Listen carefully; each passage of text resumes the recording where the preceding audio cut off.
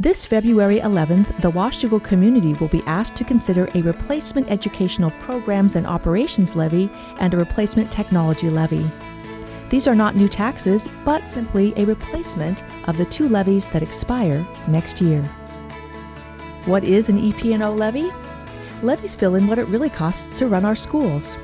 Did you know that Washougal School District only receives about 86% of what it needs from the state and federal government to offer a well-rounded education to all of its students? So what does the other 14% pay for? Levy funding allows us to realize our vision of knowing, nurturing, and challenging all of our students to rise.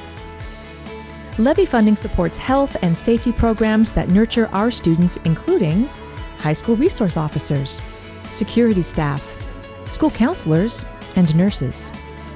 The levy also pays for student learning and staffing for art, music, PE, advanced placement classes, the highly capable program, professional development and training, substitute teachers, special education support, and bilingual and English language learning support.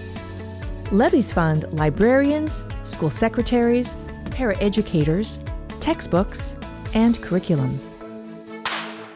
Then there's levy support for school athletics, coaches, extracurricular activities, competitions, performing arts, and transportation.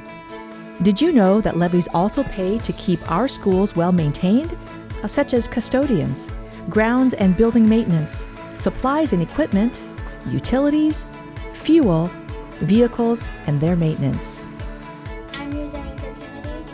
Voters will also be asked to approve a replacement technology levy to put powerful technology learning tools in the hands of students and teachers, providing funding for the Student One-to-One Initiative, up-to-date computers, classroom instructional technology, professional development and coaching, technology infrastructure and staff, and curriculum and software.